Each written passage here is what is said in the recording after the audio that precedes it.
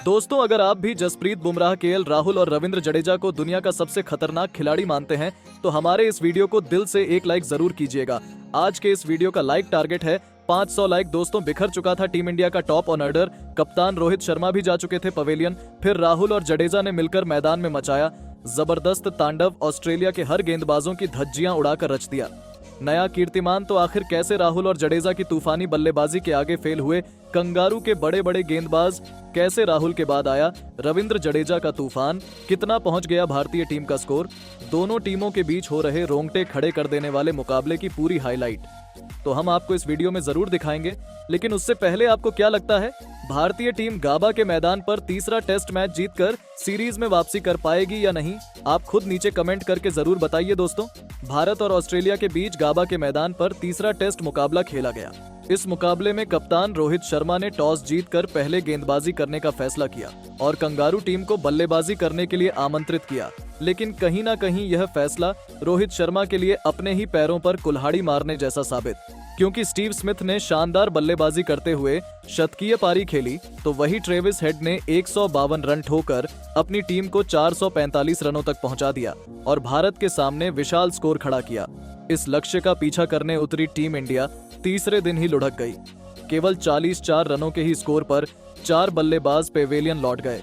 बारिश और खराब लाइट की वजह से तीसरे दिन का खेल 17 ओवर में ही रोक दिया गया।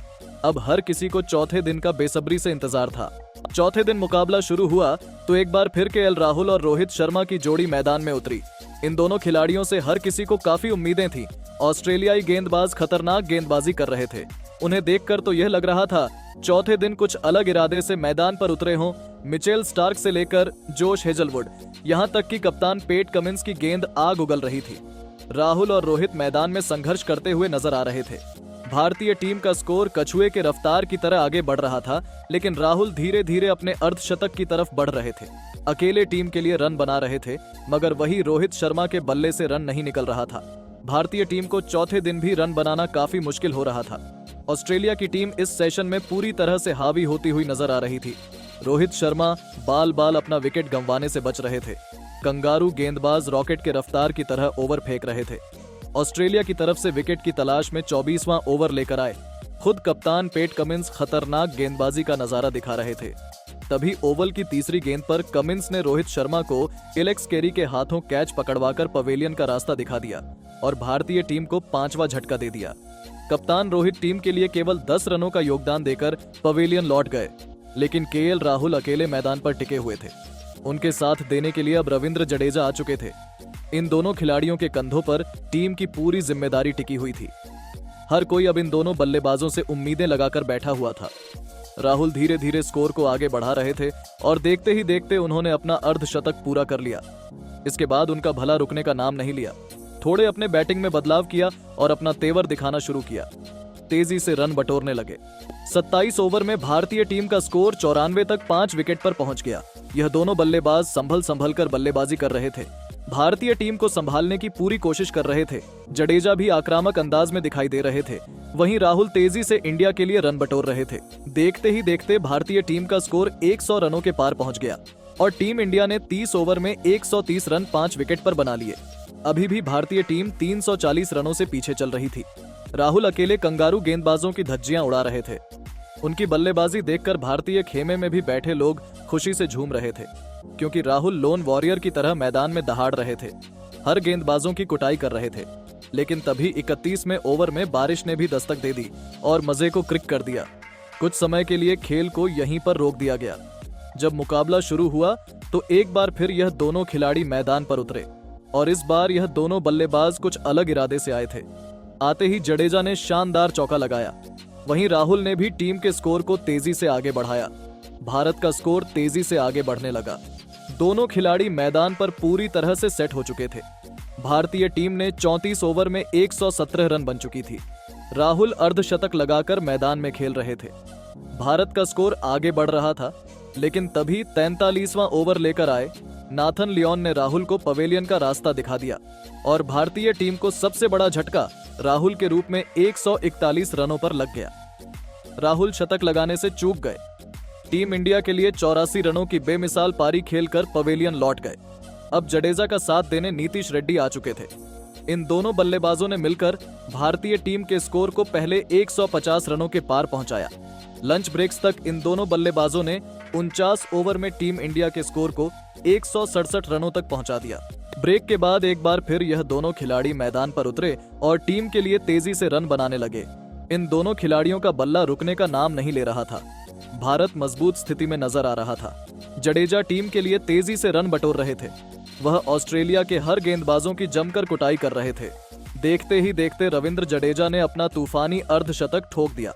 भारत का स्कोर 200 के करीब जा रहा था, लेकिन तभी 7वां ओवर लेकर आए ऑस्ट्रेलिया की तरफ से खुद कप्तान पेट कमिंस ने ओवर की 5वीं गेंद पर नीतीश रेड्डी को क्लीन बोल्ड कर पवेलियन का रास्ता दिखा दिया और भारतीय टीम को 194 रनों के स्कोर पर 7वां झटका लग गया। लेकिन जडेजा अभी भी मैदान पर टिके हुए थे। उनके साथ देने के लिए अब मोहम्मद सिराज आए। इन दोनों बल्लेबाजों ने मिलकर भारत के स्कोर को 200 रनों के पार पहुंचा दिया। 62 खबर में टीम इंडिया का स्कोर 201 रन पर था। तभी टी ब्रेक हुआ। टी ब्रेक के बाद एक बार फिर जडेजा और सिराज मैदान पर आए। यह दोनों बल्लेबाज टीम के लिए तेजी से रन बनाने लगे। जडेजा का बल्ला रुकने का नाम नहीं ले रहा था। वह तेजी से आक्रमण करना शुरू कर चुके थे। भारत के स्कोर को रॉकेट के रफ्तार की तरह आगे बढ़ा रहे थे। भारतीय टीम धीरे धीरे ऑस्ट्रेलिया के स्कोर का पीछा कर रही थी और साथ ही वह अपना फॉलो ऑन भी बचा चुकी थी। टीम इंडिया धीरे धीरे मजबूत स्थिति में आ रहा था। जडेजा अकेले टीम इंडिया की पारी को संभाल रहे थे। ड्रेसिंग रूम में बैठे खिलाड़ी भी जडेजा की बल्लेबाजी देखकर बेहद खुश थे। वही उनका भरपूर साथ मोहम्मद सिराज भी निभा रहे थे। वह भी टीम के लिए रन बटोर रहे थे। ऑस्ट्रेलिया की तरफ से 70 ओवर लेकर आए।